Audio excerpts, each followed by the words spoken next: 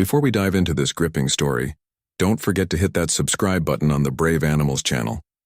Your support helps us bring more inspiring stories of hero animals to light, and we'd love to have you join our community of animal lovers. It was supposed to be just another lazy afternoon at Westbrook High. The bell rang, kids flooded the hallways, and everyone was counting down to the weekend. But what no one knew was that behind the closed doors of the girls' locker room, a nightmare was unfolding. A young girl's life was hanging by a thread, and if it weren't for a sharp-eared K9, it might have ended in tragedy. This is a story of courage, loyalty, and the instinct that turned a German shepherd into a hero. The sun was dipping low over the Westbrook High School football field, casting long golden streaks across the empty bleachers. Inside the building, the last class of the day had just let out, and the hallways were buzzing with students grabbing their bags, checking their phones, and making plans for the weekend. 15-year-old Emma Collins shuffled through the crowd, hugging her books to her chest. She was usually quiet, the kind of girl who melted into the background. But lately, something had been off. She had been receiving strange messages on her phone, threats about money she supposedly owed, and warnings that things could get ugly if she didn't pay up. Emma didn't tell anyone. Not her parents, not the teachers. She was scared. And that fear was about to become very real. As Emma reached her locker, she felt a sudden yank on her arm. A boy she didn't know, tall, dark hoodie pulled low, whispered, "Come with us, don't make a scene." Before she could react, another boy stepped behind her, boxing her in. Emma's breath hitched, her heart slamming against her ribs. They led her down the hallway, past the gym and toward the back where the girls' locker room sat empty. The air smelled like sweat and old sneakers. Emma tried to pull away, but the grip on her wrist tightened. The boys pushed her inside, locking the door behind them. The room echoed with the hollow clatter of metal lockers and the faint, muffled sound of sneakers on the tile floor. Emma stumbled backward, tears pricking her eyes. Her voice cracked as she whispered, "Please let me go." But the leader just smirked, pulling out his phone. "You know the drill, Emma. We're gonna make a little video. You pay up, or this goes viral." She shook her head, panic rising, like a tidal wave. That's when she heard it, a faint rhythmic clicking sound outside the door. It was Diesel, a German shepherd, part of the Westbrook K9 unit. Diesel was on patrol with his handler, Officer Jake Miller. They were wrapping up a routine check of the school grounds when Diesel suddenly stopped, ears pricked, body tense. Jake had learned to trust Diesel's instincts, so when the dog began pulling toward the gym, Jake followed, his boots thudding on the linoleum. At first, Jake didn't see anything out of place. The halls looked normal, a janitor mopping up a spill, a few kids lingering by the vending machines. But Diesel wouldn't let up. He barked, a sharp, urgent sound, and lunged at the door to the girls' locker room. Jake's stomach tightened. He banged on the door, calling out, "Is someone in there?" No response. Then came the soft, barely audible sound of crying. Jake's voice hardened. "Open the door now." Inside, the boys froze. The leader hissed at the others to stay quiet. Emma sobbed silently, praying someone would save her. Diesel growled low, his nose pressed to the gap under the door, tail rigid, muscles coiled like a spring. He barked again, louder this time, pawing at the doorframe. Jake radioed for backup, his heart racing. Westbrook High need immediate assistance. Possible assault in progress, girls' locker room. K9 unit engaged. The seconds dragged like hours. Jake felt the weight of the moment pressing down on him. He knew he couldn't wait. His hand gripped the door handle. Locked. "Diesel, back." He took a step back and Diesel crouched low, ready. Jake braced himself, then kicked the door hard, once, twice, until the lock splintered. The door swung open with a crash. And there they were. Emma sat on the floor, her hands bound with a shoelace, tears streaming down her cheeks. The boys stood frozen, wide-eyed, the leader's phone still recording. The smell of fear, sweat, and stale air hung heavy in the room. Diesel burst forward, teeth bared in a snarl that sent shivers through the boys. He lunged at the leader, forcing him to drop the phone, then turned to the others, barking furiously, holding them in place until Jake moved in, cuffs ready, down on the ground. "Now," Jake shouted. The boys complied, faces pale, hands shaking. Emma sobbed in relief, curling into a ball as Diesel gently nudged her shoulder, as if to say, "You're safe now." Outside the locker room, students began to gather, their whispers turning into shocked exclamations as word spread like wildfire. Inside, Emma's hands trembled as she clutched Diesel's fur, whispering, "Thank you. Thank you." Jake's eyes met Diesel's, a silent acknowledgement passing between them. This wasn't just luck. It was instinct. It was training. It was the bond between a K9 and his handler. And it had just saved a life. The buzzing sound of sirens filled the air as 2 squad cars and an ambulance pulled up in front of Westbrook High. Flashing red and blue lights painted streaks across the faces of onlookers who had gathered, whispering and pointing at the scene, unfolding before them. News had traveled fast. Too fast. By the time the paramedics wheeled Emma out on a stretcher, a small crowd had formed outside, their faces a mix of shock, worry, and curiosity. Inside the school, Officer Jake Miller stood next to Diesel, still catching his breath. Diesel sat calmly by his side, but his eyes were sharp, alert, as if he was still processing what had just happened. The adrenaline hadn't fully left Jake's system either. He kept replaying the moment in his head, the locked door, the fear, in Emma's eyes, the way Diesel had reacted before anyone else knew something was wrong. That dog had an uncanny ability to sense danger, and today, it had made all the difference. Jake looked over at Emma as the EMTs checked her vitals. Her hands were still trembling, and she gripped the blanket they'd wrapped around her like it was the only thing tethering her to reality. Jake crouched down, placing a hand gently on her shoulder. "You're safe now, Emma. They can't hurt you anymore." Her eyes welled up again, but she nodded, voice barely above a whisper. "Thank you." As the EMTs wheeled Emma out, Jake noticed Diesel sniffing around the locker room, his nose working overtime. He watched as the dog zeroed in on a backpack lying under one of the benches. Diesel gave a sharp bark, then sat back, tail wagging slightly, his way of signaling, "I found something." Jake moved quickly, snapping on a pair of gloves. He unzipped the bag and froze. Inside were wads of cash, a stack of envelopes labeled with different names, and a small spiral notebook filled with what looked like handwritten notes. His gut tightened as he flipped through the pages. Each page had a name. Some names he recognized, students at Westbrook. Next to each name were dollar amounts, threats scribbled in messy handwriting, and notes like "video ready, deadline Friday." The deeper he read, the darker it got. This wasn't just a one-off attack. This was an organized scheme, a full-on extortion ring operating right under the school's nose. Jake let out a low whistle. "Well, Diesel," he muttered, glancing at the dog, "looks like you just cracked something big." Diesel wagged his tail, tongue lolling, as if proud of the discovery. Jake stood, the weight of the situation sinking in. He radioed in for a crime scene team, then looked around. The other students, the ones who dragged Emma into that nightmare, were sitting on the hallway floor, handcuffed and silent, their faces pale and sweaty. They were kids, barely 17, but Jake felt no sympathy. Whatever fear they were feeling now, it was nothing compared to the fear they had forced onto Emma, and who knows how many others. Principal Turner arrived, her heels clicking sharply as she strode down the hall, a mix of authority and concern in her expression. She looked at Jake, eyes wide. "What on earth is going on here?" Jake didn't sugarcoat it. "Looks like we've got a blackmail ring running inside your school, Principal Turner, and it's bigger than we thought." Her face went pale. She glanced at the boys, then at Emma being wheeled away. "Oh my God," she whispered, shaking her head. Jake handed her the notebook. "Take a look at this. I think you'll recognize some of these names." As she scanned the list, her eyes grew wider. "These are some of our best students. Athletes, honor roll kids. I can't believe this."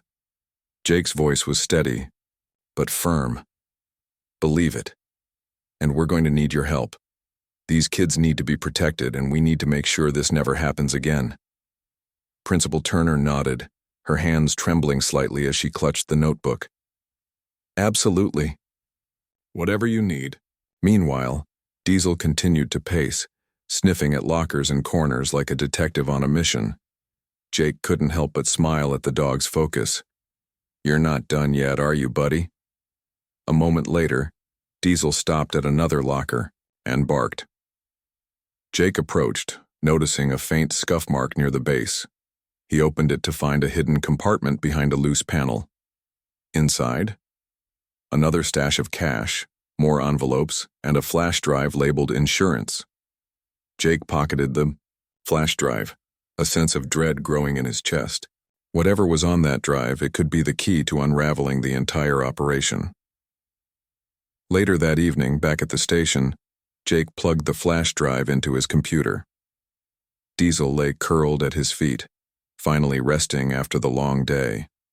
The screen flickered to life, revealing folders labeled with names, students, dates, and amounts.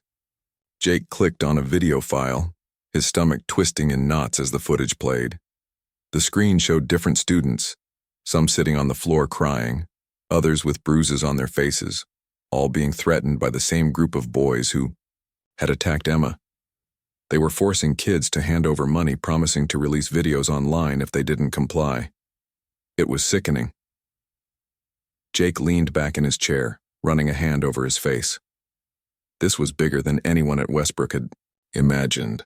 A full-on extortion ring targeting vulnerable kids using fear and shame as weapons. He glanced down at Diesel, who opened one eye and let out a soft huff, as if to say, "Told you so."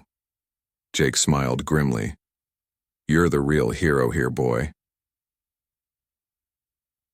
By the time Jake left the station that night, the investigation was in full swing. He knew it was only the beginning. There would be interviews, arrests, and tough questions ahead. But thanks to Diesel's sharp instincts and unwavering loyalty, they had a fighting chance to stop the nightmare before it claimed more victims. As Jake climbed into his truck, Diesel hopped into the passenger seat, resting his head on Jake's lap. Jake scratched behind Diesel's ears, staring out at the quiet night. "Let's get some rest, partner. We've got a lot more work to do tomorrow." And in that moment, Jake knew one thing for sure. Diesel wasn't just a K-9 officer. He was family, and together they'd see this through no matter how dark the road ahead. The next morning, the sun rose over Westbrook High like it always did, casting soft, golden light on the brick walls and football field. But the mood inside the school was anything but normal. Word had spread fast, and by the time first period started, students whispered in hushed tones, glancing nervously at each other, at the teachers, at the hallways where just yesterday, something unthinkable had happened. Officer Jake Miller walked into the principal's office, Diesel trotting quietly by his side, his ears perked and alert as always. Jake could feel the weight of the case pressing on him like a backpack full of bricks. This wasn't just a one-time assault on Emma. This was a well-organized operation, and now they had to unravel it piece by piece. Principal Turner was already there, sitting stiffly behind her desk, her face tight with worry. Across from her sat two parents, a man and a woman, both clearly shaken. Their teenage son, Tyler Reed, sat between them, eyes downcast, his hands fidgeting in his lap. Jake nodded politely and took a seat. Diesel sat at his feet, tail swishing quietly across the floor. "Morning, everyone," Jake said. His voice was calm, steady, the kind of voice that told people they could trust him, even when the truth was ugly. "Let's get started, Principal." Turner folded her hands. "Mr. and Mrs. Reed have some information. Tyler has something he'd like to share." Jake turned his gaze to Tyler, who shifted uncomfortably. His parents looked at him, silently urging him to speak. After a long pause, Tyler finally lifted his head, his voice barely above a whisper. "I didn't mean for it to go that far." Jake leaned forward, elbows resting on his knees. "Go on, son. We need to understand what happened." Tyler swallowed hard, eyes darting between Jake and Diesel, almost as if the dog's steady gaze was more intimidating than the officer's badge. "It started a couple of months ago. These guys, Kyle, Mark, and Eddie, they told me they had videos of me. Embarrassing stuff. Stuff from the locker room after practice. They said if I didn't pay them, they'd post it online.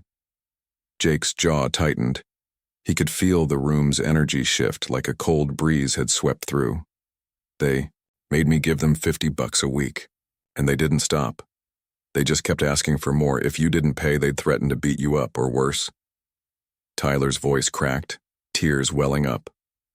His parents reached out, each placing a hand on his shoulders. Principal Turner's voice was tight, barely controlled. Why didn't you come to me, Tyler? Why didn't you tell anyone? Tyler shook his head, wiping at his eyes. I was scared. They said if I told, they'd ruin me. They'd make me look like a joke. I didn't know what to do. Jake nodded, slowly. He understood that fear. High school could be brutal, and the fear of humiliation was a powerful weapon. You did the right thing by speaking up now, Tyler. You're not alone. At that moment, Diesel let out a low rumble, almost as if he could sense the tension in the room. Jake reached down, resting a hand on the dog's head. Diesel's been through a lot. He's seen what fear can do. But we're here to help. No one's going to hurt you anymore. Tyler took a shaky breath and nodded. His parents exhaled in relief, but Jake knew this was only the beginning. By lunchtime, Jake and Diesel were walking through the school halls, stopping to speak with students who had been named in the notebook and on the flash drive. One by one, the same story emerged. Kids being blackmailed, threatened, forced to hand over money or risk humiliation. Some were athletes. Some were straight-A students. Some were just kids trying to fly under the radar. The web of intimidation had been bigger than anyone imagined. As Jake took statements, Diesel moved with purpose, sniffing lockers, backpacks, the hallways. At one point, Diesel stopped cold in front of a row of lockers near the back of the gym. His body went rigid, nose pressed to the metal, tail held low and straight like a flagpole. Jake crouched beside him. What is it, buddy? He tapped on the locker door. The nameplate read Kyle T. Brooks. Jake knocked, then opened it, finding a duffel bag shoved in the back.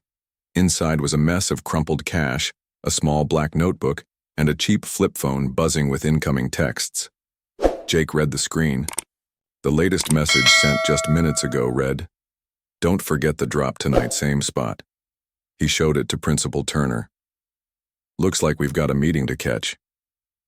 That evening, Jake and Diesel set up quietly in an unmarked car near the edge of Miller Park a few blocks from the school. The park was quiet, the sun dipping behind the trees, casting long shadows across the swings and slides. It was the kind of place you'd expect kids to meet up for pickup basketball or to hang out after school. But tonight, it was something else. Diesel sat in the back seat, ears perked, his body tense and ready. Jake kept his eyes on the field, watching as two figures approached a picnic table near the far end of the park. It was Kyle and Mark, both of them looking over their shoulders like they knew they were up to no good. A few minutes later, another boy arrived, a freshman by the looks of him carrying an envelope. The kid looked nervous, shifting from foot to foot, glancing around like he wanted to be anywhere else but here. Jake's gut twisted. This was it, the handoff. Proof that the extortion ring wasn't just talk. He signaled to the backup officers, waiting nearby, then quietly opened the car door. Diesel jumped down, body low and alert, ready for the signal. As the freshman handed over the envelope, Jake shouted, "Police! Stay where you are!" Chaos erupted. Kyle bolted, Mark hot on his heels, but Diesel took off like a rocket. The German Shepherd sprinted across the field, ears back, teeth bared, moving with laser focus. Within seconds, he leaped, taking Kyle down in a controlled but powerful tackle, pinning him to the ground. "Gotcha."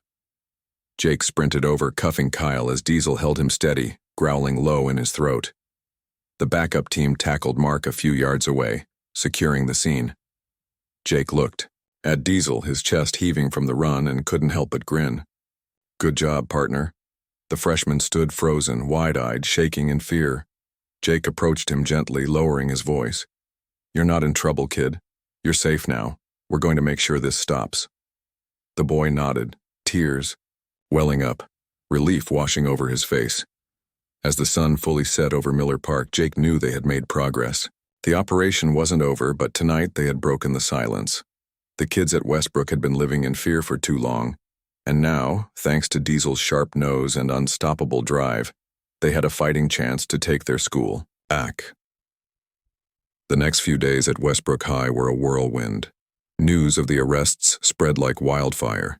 Students whispered in hallways, teachers checked in on their students more often, and parents flooded the school with phone calls, worried and angry. Jake Miller had barely had a chance to catch his breath. Between the paperwork, the meetings with parents and school officials, and the ongoing investigation, he felt like the clock was always ticking. But there was one constant through it all: Diesel. The German Shepherd seemed to have a sixth sense, for when Jake's patience was wearing thin, sometimes in the middle of the chaos, Diesel would nudge Jake's leg or lean into him. Just a quiet reminder, "I've got your back." That morning, Jake sat in the school's front office with Principal Turner. They were reviewing the latest statements from students who had come forward. A pattern was becoming painfully clear. This wasn't just a small group of bullies. It was a full-on extortion network, and it had been running right under the school's nose for months. Jake tapped the papers on the desk, frustration bubbling in his chest. They weren't just shaking kids down for lunch money. They were running a business, organized with drop points, threats, and blackmail material. Principal Turner shook her head, a mix of anger and guilt in her eyes. "I feel like I should have seen it. I should have known something was wrong." Jake's voice softened. "You can't watch everything, Principal Turner. This wasn't your fault. These kids, Kyle, Mark, Eddie, they were smart about hiding it. They used fear, isolation. It's classic manipulation." Diesel, lying by the window, lifted his head and let out a low huff as if agreeing. Before they could say more, the front office phone rang. The secretary answered, listened for a moment, then called out, "Officer Miller, there's a parent here asking to speak with you. Says it's urgent." Jake stood, gathering the files. "Send them in." A woman in her late 30s walked in, her face tight with worry, a teenage girl trailing behind her. The girl's eyes were red and puffy, her arms crossed tightly over her chest. Jake recognized her immediately. Lily Carter, a sophomore, quiet straight-A student, never in trouble. Her mother's voice cracked as she spoke. "Officer Miller." "Hi, daughter. She has something to tell you." Lily stared at the floor, her voice barely audible. I have a video, too. They have it." Jake's heart sank. Another victim. "Lily, it's okay. You're safe now. Can you tell me what happened?" Tears streamed down her cheeks. "It started after soccer practice. They said they had footage from the locker room, stuff I didn't even know they were recording. They said if I didn't pay, they'd send it to the whole school." Her mother wiped at her own tears, voice breaking. "We had no idea. She was so scared." Jake felt his chest tighten. This was exactly what he feared. More kids caught in the web of fear, too terrified to speak up. "Lily," Jake said gently, "thank you for telling me. I know that wasn't easy. We're going to make sure those videos don't hurt you, or anyone else, ever again." Lily nodded shakily and Diesel stood, quietly moving to her side. He nudged her hand with his nose, and she startled slightly before giving him a small, tearful smile. She reached down to pet him, her fingers tangling in his soft fur like she was holding on to a lifeline. Later that day, Jake sat in his cruiser, staring at the case files spread across the seat. Diesel was in the back, quietly watching, ears perked. Jake's phone buzzed. It was the forensic team. The flash drive had been fully decrypted, and the content was worse than Jake had imagined. It wasn't just videos of locker room pranks or awkward moments. There were recordings of kids being physically threatened, cornered, and in some cases, assaulted. The videos had been labeled, dated, and stored with chilling precision. They had leverage on at least a dozen students, maybe more. Jake's stomach turned. These weren't just bullies, they were predators. He looked at Diesel in the rearview mirror. "We have to shut this down. All of it." Diesel tilted his head, almost as if he understood every word. That night, Jake and Diesel met with a task: force team at the station. The plan was clear: They would move in on the remaining members of the ring, secure the videos, and make sure no more kids got hurt. As the team reviewed the plan, Jake felt a sense of purpose settle over him. This was why he did the job. Not for the badge, not for the paycheck, but to protect kids like Emma and Lily, kids who deserved to feel safe in their own school. The next morning, just before the bell rang, Jake and Diesel walked into Westbrook, high for what they hoped would be the final phase of the operation. Diesel was focused, ears high, nose twitching as they moved through the halls. Jake could feel the energy in the building, students glancing their way, teachers murmuring as they passed. When they reached the classroom where Eddie, the last of the main suspects, was sitting, Jake paused at the door. He could hear the low hum of students chatting, the rustle of backpacks, the sound of pencils tapping against desks. Then Diesel's body stiffened. He let out a soft growl, his tail rigid. Jake took a deep breath, nodded to the backup officers, and opened the door. "Eddie, I need you to come with me." The room went silent. Eddie froze, eyes wide, then bolted for the back door, but Diesel was faster. The German Shepherd sprang forward, cutting off Eddie's escape route in a blur of fur and muscle. The kid skidded to a halt, nearly tripping over his own feet, hands in the air. Diesel barked loud and sharp, a warning that stopped everyone in their tracks. Jake moved in quickly, cuffing Eddie's wrists behind his back as the rest of the class stared in stunned silence. The teacher, Ms. Jensen, stood with her mouth open, unsure of what had just unfolded. Jake's voice was calm but firm. "It's over." As they escorted Eddie out, Jake glanced down at Diesel. "Good boy," he whispered, a quiet grin tugging at the corner of his mouth. Diesel wagged his tail, tongue lolling happily as if he knew exactly what those words meant. Outside the school, students began to gather, watching as Eddie was placed in the back of the squad car. A few started clapping, tentative at first, then louder. Jake looked up, taking in the scene. Kids standing taller, voices louder, a sense of relief spreading like a ripple. For the first time in a long time, it felt like Westbrook High could breathe again. And as Diesel sat next to him, tail thumping against the sidewalk, Jake knew they had done more than crack a case. They had broken a chain of fear, and that was a win worth everything. The following week at Westbrook High felt different. The usual buzz of students in the hallways had softened, replaced by a cautious quiet. The school wasn't back to normal yet, but there was a sense of change in the air, like everyone was holding their breath, waiting to see what would happen next. Principal Turner stood in the front office, scanning the updated list of students who had come forward after the arrests. There were more than they had expected. It was heartbreaking to see so many names, kids who had been suffering in silence for months. Some had been too afraid to tell anyone. Others thought they were the only ones. But now, thanks to Jake, Diesel, and the bravery of students like Emma and Lily, the truth was finally coming to light. Jake walked into the office, a tired smile on his face. He had barely slept all week. Between interviews, follow-up investigations, and helping the DA build a case, the days had blurred together. Diesel trotted alongside him, ever present, ever ready, his tail wagging gently like a small beacon of hope. "How are you holding up?" Jake asked Principal Turner. She sighed, rubbing her temples. "It's a lot. Parents are upset, the school board wants answers, and the media keeps calling. But I'm grateful for what you and Diesel have done here. Without you two, I don't know how long this would have gone on." Jake gave a small nod. "We just did our job. And Diesel? He's the real hero." As if on cue, Diesel sat up straighter, chest out, ears perked. The moment made them both chuckle, a much-needed break from the heaviness of the week. But it wasn't over yet.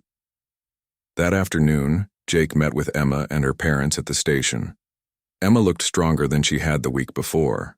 There were still dark circles under her eyes, but her shoulders weren't as hunched, and she spoke with a quiet determination. "I want to help," Emma said firmly. "I don't want this to happen to anyone else." Her mom looked at her, worried but proud. Jake admired her courage. Many kids would have wanted to forget, to push the memories aside, but not Emma. "There's going to be a community meeting next week," Jake said. We're going to talk about what happened, how to keep kids safe, and what the school and police can do moving forward. You're welcome to speak, if you're up for it." Emma nodded, a small, fierce light in her eyes. "I want to. I need to." Diesel, sitting at Jake's feet, gently nudged Emma's knee, his warm brown eyes locking onto hers. Emma smiled and leaned down to scratch behind his ears. "Thank you, Diesel," she whispered. Jake's chest tightened. These were the moments that reminded him why he did the job, why the long hours, the tough cases, the endless paperwork were worth it.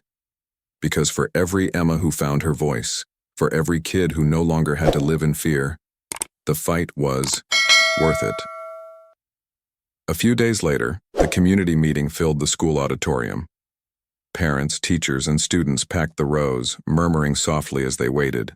At the front, a panel of speakers, Principal Turner, Jake, a counselor from the district and a representative from the DA's office, sat ready to address the crowd. Diesel sat calmly next to Jake wearing his K9 vest, his presence both comforting and powerful. When Jake took the microphone, he paused for a moment, looking out over the sea of faces. He spotted Emma sitting in the front row, her parents on either side of her, their hands resting protectively on her shoulders. "Thank you all for being here tonight," Jake began, his voice steady but warm. What happened here at Westbrook wasn't just a string of bad choices or bullying gone too far. It was a deliberate, organized effort to intimidate, manipulate, and hurt kids in this community. And it could have kept going, if not for the bravery of a few students and the sharp instincts of a four-legged partner who refuses to let danger hide in the dark. He glanced down at Diesel, who looked up at him with that loyal, steady gaze. The audience chuckled softly, the tension in the room easing for a brief moment. Jake continued, "This isn't just a police matter, it's a community matter. We all have a role to play in making sure our schools are safe, parents, teachers, students, and law enforcement. And it starts with listening. If your child tells you something feels wrong, believe them. If you see something, say something. Don't let fear keep you silent." After Jake spoke, Emma was invited to share her story. She stood at the podium, her voice trembling at first but growing stronger as she spoke. She told them about the threats, the fear, the night in the locker room, and about the moment she thought no one was coming to help, until she heard the sound of paws scratching at the door. When she finished, the auditorium erupted in applause. Tears glistened in the eyes of parents and teachers alike. Emma's courage had broken the dam, and now the whole community could see what had been hiding in plain sight. After the meeting, Jake and Diesel stood by the exit, shaking hands and accepting quiet thank yous from grateful parents. A few kids even knelt to pet Diesel, thanking him for being the hero they didn't even know they needed. One boy, maybe 12 years old, looked up at Jake and asked, "Officer Miller, do you think Diesel could come visit my school, just to make sure we're safe?" Jake smiled, ruffling the boy's hair. "I think Diesel would love that." Diesel let out a soft woof, his tail wagging in agreement. As the crowd thinned and the auditorium emptied, Jake finally felt the weight in his chest ease, just a little. There was still work to do: court cases, counseling, support for the kids who had been hurt, but tonight felt like a turning point. He looked at Diesel, who stood by his side, head held high, eyes alert but calm. "Come on, partner," Jake said softly. "Let's head home. We've earned a break." They walked out into the cool night air together, the stars shining bright above them, and for the first time in a long time, Jake felt hope, real, steady hope, that the kids of Westbrook could finally start to heal. A week after the community meeting, Westbrook High felt like a different place. The students walked a little taller. Teachers checked in more often, asking real questions, listening for the quiet answers that mattered. Parents showed up to PTA meetings in record numbers, not just to talk about grades or sports, but about safety, mental health, and how to make sure what happened never happened again. Jake Miller sat in his patrol car across the street from the school, sipping lukewarm coffee and watching the steady stream of kids heading into the building. Diesel was in the back seat, chewing lazily on a tennis ball, tail thumping against the seat in an easy rhythm. The sun was rising, casting a warm glow over the front lawn where a few students gathered, laughing, backpacks slung over their shoulders. Jake smiled to himself. He knew they weren't out of the woods. There would still be hard days ahead. Court dates were coming up for the kids who had run the extortion ring, and some of the victims were still dealing with the aftermath. But for the first time in months, the fear in the air had lifted. There was a sense that things were moving forward step by step. His phone buzzed. A text from Emma's mom. "Thank you. Emma's sleeping better. She even laughed at dinner last night. We're so grateful for you and Diesel." Jake felt a tightness in his chest, the kind of feeling that reminded him why he did this work in the first place. It wasn't about the arrests, or even the headlines. It was about moments like that. About a kid who could finally sleep through the night, who could finally feel safe enough to laugh again. Diesel let out a soft woof as if sensing Jake's mood. "You're a good boy, you know that?" Jake said, reaching back to ruffle Diesel's ears. The dog leaned into the touch, eyes half closed in contentment. Later that day, Jake and Diesel were invited to speak at an assembly at Westbrook High. The gym was packed. Students, teachers, parents, even a few community members who had heard about the case and wanted to show support. Banners hung from the bleachers. "Thank you, Diesel," and "Heroes among us." Jake stood at the microphone, Diesel sitting obediently by his side in his K9 vest. The room buzzed with anticipation. "I know a lot has happened here in the past few weeks," Jake began, his voice steady, carrying across the gym. "And I know it's been hard. But I want to remind you all of something important. This school, this community is stronger than fear. What happened here doesn't define you. What you do next, that's what matters." He paused, letting the words sink in. Diesel shifted slightly, his ears twitching as if he was listening too. "I also want to remind you that heroes come in all shapes and sizes. Some wear badges, some wear sneakers. And sometimes," he glanced down at Diesel, grinning, "they wear fur." The crowd laughed, the tension in the room easing. "But real heroes," Jake continued, his voice softening, "are the ones who step up when it's hard, the ones who speak out when they're scared. Emma, Lily, Tyler, and so many others, they're the real heroes here. And Diesel? He's just a dog who loves his job. He listens, he trusts his instincts, and he never gives up." As he spoke, Emma and her family sat in the front row, smiling. Lily's mom wiped tears from her eyes. Even Principal Turner, usually so composed, looked misty-eyed. After the assembly, kids lined up to meet Diesel, some shyly petting his head, others taking pictures with him. Parents approached Jake, thanking him over and over. A few teachers even asked if he and Diesel could come by their classrooms for a visit. Walking out of the gym, Jake felt a sense of quiet pride. Not for himself. This wasn't about him.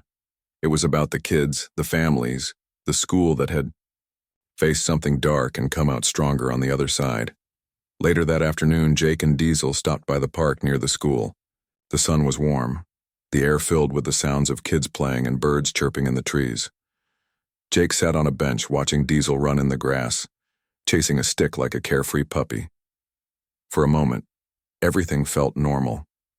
Emma walked up. A few minutes later, her backpack slung over one shoulder. She looked more at ease than Jake had ever seen her, her steps lighter, her smile quick and genuine. "Hey, Officer Miller," she said, sitting down next to him. "Hey, Emma, how's it going?" "Better," she said honestly. "I'm starting a club. For kids who feel like they don't have a voice, we're calling it the Brave Ones." Jake smiled. "That's a great name." Emma reached down to pet Diesel, who trotted over and rested his head on her knee. "I want kids to know they're not alone," she continued, "and I want to help make sure no one else has to go through what I did." Jake's throat tightened. He looked at Emma. This kid who had been so scared, so small, and now sat here with a spark in her eyes ready to make a difference. "You're going to do great things, Emma," he said, "and if you ever need a guest speaker, you know where to find us." Emma grinned. "You're on the list."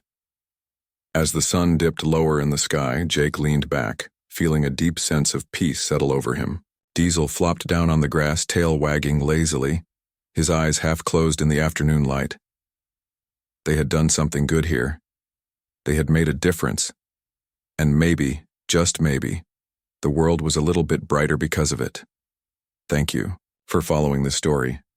It's a reminder that sometimes the smallest voices, whether they're from a scared student or a loyal K9, can make the biggest difference. What would you have done if you were in Emma's shoes? Let me know your thoughts, and don't forget to like, subscribe, and share to keep these stories alive.